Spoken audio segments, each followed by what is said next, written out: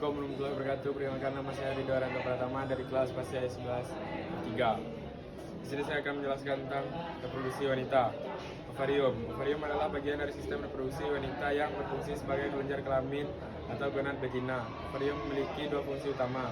Satu, menghasilkan sel telur atau ovum yang siap dibuahi.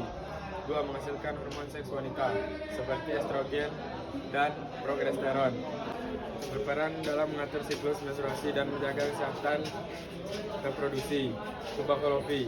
Tuba Fallopi atau tuba uterina, bukan tuba Fallopi, adalah saluran yang menghubungkan ovarium dengan rahim pada sistem reproduksi wanita.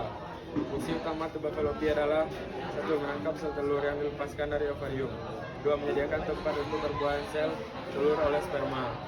Tiga, mengangkut sel telur yang telah dibuahi atau zigot menuju rahim untuk implantasi. Rahim atau uterus adalah organ reproduksi wanita yang berfungsi sebagai tempat berkembangnya janin atau janin selama kehamilan. Rahim terletak di dalam panggul antara kandung kemih dan rektum.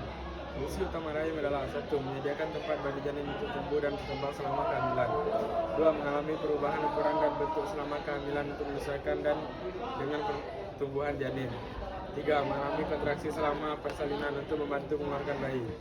Vagina adalah saluran berotot yang menghubungkan leher rahim atau serviks dengan bagian luar tubuh wanita. Vagina berfungsi sebagai jalan keluarnya darah saat menstruasi, dalam masuk sperma saat pembuahan.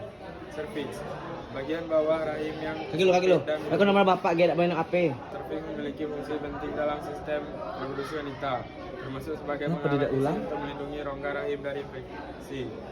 Vulva, istilah yang merujuk pada bagian luar dari alat kelamin wanita, termasuk semua struktur yang terlihat dari luar seperti labia minora, clitoris, dan lubang vagina. Vulva juga mencakup uretra dan kelenjar Bartholin. Ovulasi adalah fase dalam siklus menstruasi wanita ketika ovarium melepaskan sel telur matang ke tuba Fallopi untuk dibuahi sperma. Pembuahan, proses peluburan sel telur dan sel sperma yang menghasilkan sel tunggal atau zigot yang memiliki informasi genetik lengkap untuk membentuk individu baru. Nidasi adalah proses tertanamnya atau bersarangnya sel telur yang telah dibuahi atau zigot di endometrium atau lapisan dinding rahim. Kehamilan adalah kondisi fisiologis di mana seseorang wanita membawa embrio atau janin di dalam rahimnya. Persalinan, bulan 1 0 sampai 4 minggu. Pembuahan sel telur oleh sperma, dan biasanya gejala awal kehamilan seperti mual, kelelahan, dan perubahan mood akan timbul. Bulan 2 5 sampai 8 minggu, embrio berkembang menjadi janin. Bulan 3 9 sampai 12 minggu, pembentukan wajah, mata, dan telinga. Bulan keempat 13 sampai 16 minggu, janin mulai bergerak dan menendang. Bulan 5 17 sampai 20 minggu, pembentukan sistem kekebalan tubuh. Bulan 6 21 sampai 24 minggu, ibu hamil mungkin mengalami perubahan bentuk tubuh, kelelahan, dan nyeri punggung. Bulan 7 28 sampai 25 sampai 28 minggu, pembentukan sistem saraf yang lebih kompleks. Bulan 8 29 sampai 32 minggu, janin mulai bersiap untuk lahir.